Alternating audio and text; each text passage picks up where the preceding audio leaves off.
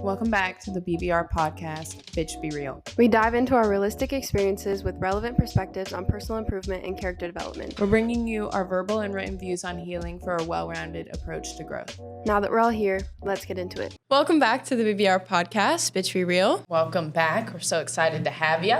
We are stoked for this episode today. We are officially in season 2 of the BBR Pod. Welcome to it. Season 2, new year, more consistency. More consistency, better content, better research. Better quality. Better quality for sure. Better everything. It's the year of better. So you better watch us, bitch. This episode. We're talking about the new year. Everybody sets New Year's resolutions. They're like, new year, new me type shit. That is what we're talking about. We're talking about our resolutions, but not in a resolution way. We're talking about the changes we want to make this year, but more in the way of we're trying to instill habits rather than unsustainable resolutions that only last the first month of the year. Yeah, resolutions are very ingrained in history. They started with the Babylonians. That was like the first people to set resolutions, like that's traced back many years. Their resolutions more were promises to God to earn favor in the new year. So they would go to their gods,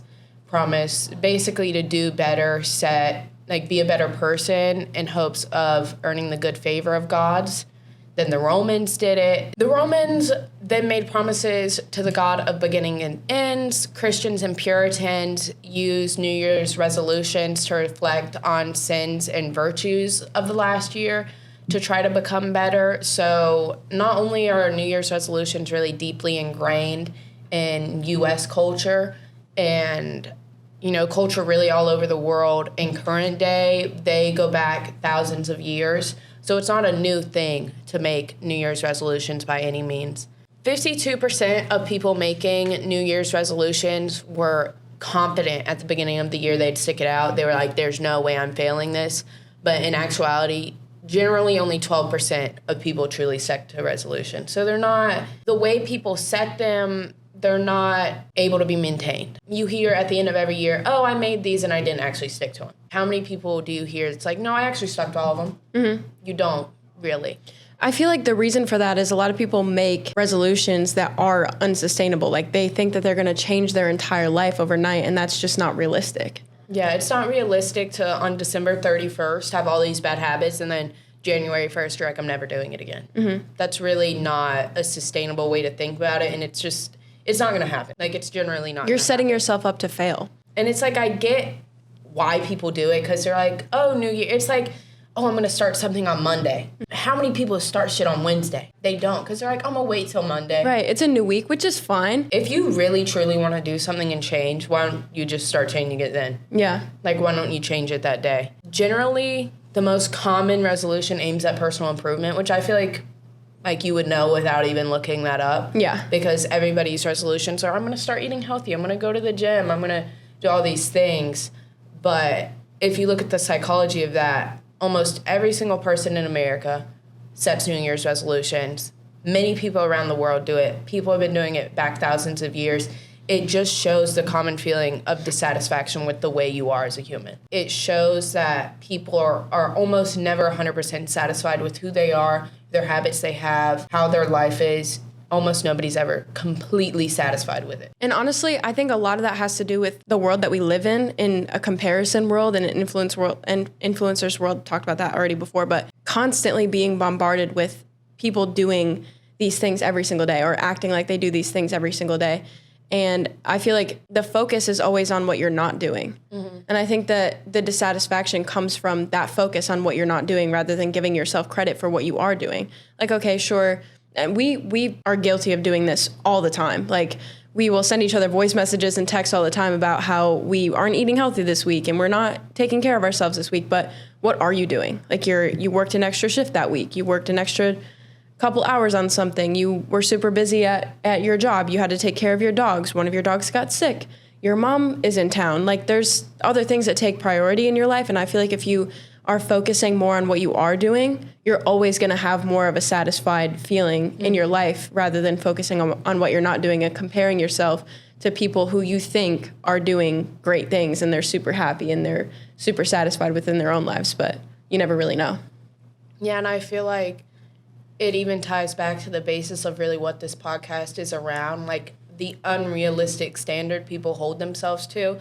Like you said, especially because of social media and influencers, you go to a lifestyle influencers page and it's going to look like they work out, meditate, read, clean, like do everything every single day at 100%. They never take a day off. They're never like, oh, I only worked out a day this week. It's like, no, they look like they work out 7 days a week for 5 hours. Like, how's that realistic? Yeah. When you work a full-time job and you have other responsibilities in a social life and you're trying to balance it all, there are going to be days that you don't do everything you want to do. Mm-hmm. Like, you're not going to do every healthy habit, your ideal self or the standard of yourself that you hold yourself to. Like, that's just not going to happen. Speaking of not focusing on what you're not doing, we are declaring this year the year of, rather than setting a list of very unrealistic, frequent goals that are just not sustainable throughout the year. We're just declaring the entire year the year of blank. So mine is the year of hobbies. And so both of us are going to try and focus more on balance and maintaining like a homeostasis rather than having 1 month be like super religious, like not religious and like religious, but like super frequent, like you're on top of your shit, like you're doing good. And then the next month you're just like completely off the wagon and you're, doing very unhealthy things for a long period of time. And then you feel like shit about yourself. So then you change it and it's just a vicious cycle. We're rather focusing on balance. And I feel like the only way to actually achieve that level of homeostasis where you can always go back to zero is to focus on the balance. Because then at that point, you're not focusing on something super good. You're not focusing on something super bad. You're focusing on all of it all together. So when I say homeostasis, I mean, when I walk into my office every single day, my boss asks me to rate how I'm feeling in the moment from -3 to 3. And so -3 being super bad, +3 being super, super good. And I feel like the goal with that is to never be, to not always be at 3. Because and he said this too, if you're always constantly at 3, that becomes your new 0. And then you can't really go up from there. Most of the time at 0 or like slightly above 0 every time, then I feel like you're at a pretty good spot. The goal is to not always be at 3 or not always be at -3. I feel like the best way to maintain that is to just recognize the things that keep you at 0. And the best points in your life are going to be when you are at 0 consistently. So if you're feeling really bad one time, like at a certain point, the goal is to just get back up to that level of balance. Yeah. Yeah. And I feel like that's what people don't do with resolutions because like when you're doing all your resolutions every day for a month, you're constantly at 3. And then if you're pushing yourself so hard to meet these resolutions, you're overextending yourself, and instead of just thinking of it as like this is a really long-term thing and I want to turn this into a habit so that I'm still doing this at homeostasis or balance or 0, people are pushing themselves to be at 3 and 3 and 3, and then they're going to drop and they're going to be so exhausted or they're just going to be so overworked. They're like dropping down to -3, staying there for a really long time, working their way up to 0, then slowly working their way up to 3. And I feel like instead of it being like an ebb and flow and being realistic with yourself and knowing, okay, I want these habits to be something I always do at 0, and maybe if I do them extra that week, I'm at 3.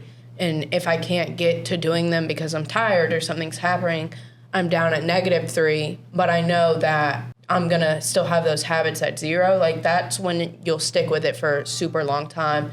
Your whole life, it'll be like a life habit now, not just 2024. Yeah. And I feel like for me, it's like, why would you only set a resolution that you could only maintain for a year? Like, why are you putting so much effort into setting this goal that's realistic for you to only maintain for like a year or 2 years, if even that? Mm-hmm. Why don't you just try to turn it into a lifelong habit? Because clearly if you want to do it this year, you want to do it your whole life. Right. I feel like looking at it really long term too is a lot healthier and a lot more sustainable. With that, my year of goal, I'm calling this the year of hobbies.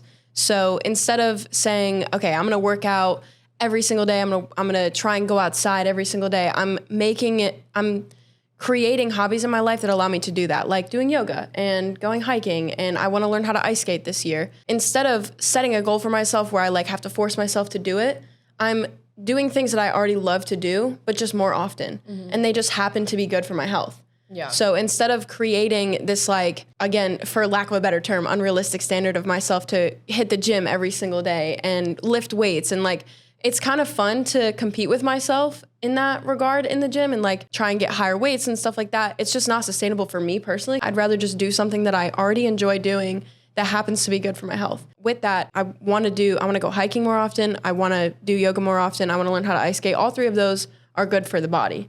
But I also want to do more habits that are good for my mind, good for my soul. Instead of, doom scrolling on TikTok or something and consuming a bunch of content, I would rather be learning how to play chess or doing a crossword puzzle or something, like really being in my grandmother era and just not, like, I don't need to consume content to create it. And I think that that's where I sometimes fail in my career, is like thinking that I need to scroll to get inspiration. I don't, because something about that I'm learning about being an artist or being a creative is that you create your own inspiration most of the time. Like, you can see something and be inspired by it, but I think that my best work that I've ever done is by thinking of something, but then creating it myself and creating my own inspiration. I think we've talked about this before. Both of our biggest inspirations, and I think for a lot of people, comes from nature. I don't know, creating those habits, being alone with your mind, making it a habit of going on a hike. Like, I'm not going to restrict myself to like once a week or anything. Like, I tried last year to make myself watch 2 sunsets a week. And I did that for a while, but it just became something that I didn't do for a while. I don't know why. I really enjoy watching the sunset, but that's an unnecessary restriction that doesn't need to exist. I'm not saying I'm gonna go on a hike every single week. There's probably gonna be a couple months where I don't, because it's fucking cold outside. If I'm bored at my house or something, I don't have weekend plans. Like, why not, instead of sitting at my house and doing nothing, potentially setting myself up to just sit in my bed and rot for the entire weekend? Why not make a plan to drive up to the mountain and do a fucking hike? Why wouldn't I make a plan to go do yoga with you that weekend? Instead of, when I get home from work, watching TV or scrolling on TikTok for 2 hours, do a fucking crossword puzzle and learn something, Yeah. Focusing more on mind-enhancing fun rather than mindless anything. Kind of ties into mine, because mine, I want it to be a year of really focusing on balance and discovery for me, because balance is so different to everyone. Balance and also self-care, I feel like, are kind of like tied in for me, because when I say balance, I want a balance between discipline and rest specifically, and I think both of those tie into self-care. I'm reading a book right now that really kind of like put this thought in my head, and the first 2 chapters were on what self-care really is. And I feel like I've had it in my mind, not to say that I've been lazy, I feel like I've had it in my mind that self-care is taking a bath and doing nothing and doing like what you want to do in the moment, which it is. Self-care is also disciplining yourself and working towards your goals and creating a better life for yourself because you know you deserve it. And I feel like last year I really slacked on that. I didn't work for 4 months. Did I do anything to work towards a goal in those 4 months? No. I have a good job now, but like, I could be working more and I want to work more. And I've, like, all throughout the year, I kind of had this feeling of like, I want to be working more, but I felt so worn out all the time. And I feel like it's because I didn't discipline myself, and I also didn't give myself purposeful rest. I think it's very important sometimes to just take the day to do nothing and just literally lay in bed, but that can't be every week for me. You can't define rest as laying in bed all day. Yeah. This book was talking about, like, purposeful rest is really important to have discipline. Like, rest can be cleaning your house. Rest can be reading. Rest can be, like, still doing things to be productive in a way, but not things that drain you. Like, it's things that, yes, you put effort into in a way, but they recharge you. Like putting your mind at ease almost. Yeah, like reading and gaining knowledge, you have to put a little bit of effort into that, but is it going and working a 12-hour shift? No, it's still rest, and it's still recharging your mind. I want my year to be around rest and discipline because I feel like I really didn't have that last year, and I've been really craving it. What I've also discovered really recently is that when you say you're going to do something and you don't do it, you lose confidence. even in really, really little things. Like, if you say, I'm going to do the dishes today, and then you lay in bed at the end of the day and you haven't done the dishes, you lose confidence and you don't build discipline. But when you say, I'm going to do this, and it's realistic, and you actually do it, then you lay in bed at night and you're like, I did that. And that's self-care. And that's doing something for yourself and finding balance. When you're like, oh, I've just been really tired and my house needs to be clean and I'm going to do it, but then you lay in bed all day, you lose confidence in yourself, you take rest, but it's not purposeful, and you don't have a really good balance. That's what the year of balance means to me, is finding balance between discipline and rest. Also the year of discovery of what I want to be and like who I truly am is really important for me next year, because I think that I feel like when you have purpose, it's so much easier to get up in the morning and be grateful. Like, purpose drives your life. That's why it's called purpose. I'm starting to discover it as I'm purposely putting stress on being disciplined. Like, I'm starting to be like, okay, like, I did this to work towards a goal. I did this to work towards a goal. Now I have purpose because I see the goals I'm working towards and I'm actually doing something about it. And I'm not just like, oh, I want to do this, but I do nothing about it. This year now I feel like I've got my footing. I'm ready to do a little sprint, a jog, pick up the pace a little bit. So if you didn't watch our last episode, we talked about at kind of middle to end of it, the Post-it note method, which is basically you set 3 long-term things that you love to do. Then you break it down into little things you can do to achieve that. If you want to write a book, being okay, I'm going to write blank amount of pages each week, not per day, not anything super crazy, just I want to write 5 pages a week. I want to write 10 pages a week, etc. And then once you write all the pages, okay, then you have a next step, and then you have a next step, and then eventually you reach that goal. And it makes it a lot more tangible than just being oh, I have this goal, but no plan to achieve it. So I feel like actually setting plans to achieve my goals for the year, or just goals for my life, my goals may not be done this year.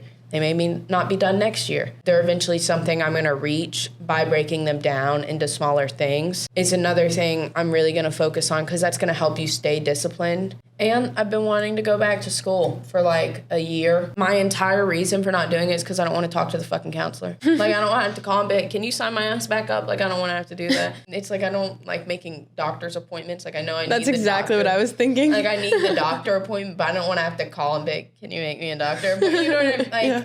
And it's so stupid that it's that little thing has kept me from going back to school. Just doing little things like that is another goal of discipline. Just make the call. And I feel like it's so much harder for people our age to actually break that. Yeah. Because we don't have to call people anymore. I know. We can just I can make a doctor's appointment on the app. I don't have to converse with anybody to be able to make those appointments. Not even in a cheesy way. It's one of the things I look at about myself, and I'm I've done so many things, and what's holding me back from marking shit off my to-do list is a phone call. Bitch, what are you doing? Have some fucking discipline and make the call. No, literally. I look at myself and I'm I do so many things. I know. I literally live in an apartment by myself, take care of my entire apartment. You take care of your dogs. You literally talk to people all day for your job. Yeah, it's bitch, make the phone call. That is it for our New Year's episode. Hope that we gave you a little bit of a different perspective on New Year's resolutions. We super enjoyed talking to you. We super enjoyed talking to you. We super enjoyed No, but actually, I think that this podcast gives us a sense of purpose in a way where we know realistically that we don't reach a lot of people. And I don't think either of us actually care. Because this is something that we get to do as best friends that gives us purpose in our personal lives. And if it happens to speak to somebody, sick. Yeah. That's awesome. That's not the goal, though. We don't want to reach 1 million people and be hey, our goal isn't to teach anybody anything. It's just to share our experience. And if it resonates with somebody, that's awesome. Yeah, even if you're just never thought about it like that. Yeah. And I feel doing it helps us better ourselves a lot, too. And it's just, another thing, something to look forward to every week, something to work towards, something that at the end of the week, it's we did that.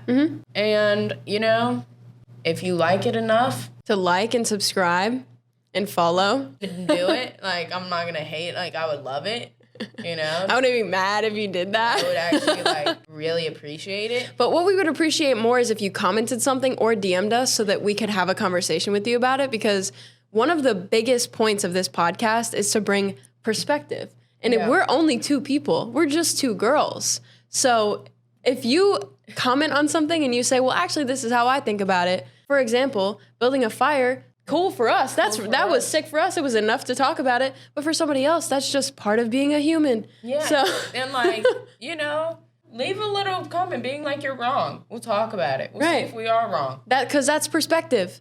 You know know? what? We can be wrong. We're allowed to be. Everybody's allowed to be wrong. We're 21. We know that we're not right all the time, and that's fine. It's fine. So tell us what you think. As always, you can find us to let us know. On Instagram, YouTube, TikTok, at the BBR Pod. We love talking to you. Thanks for tuning in. Thanks for Happy being here. New Year. Love ya. Love ya. Bye. Bye.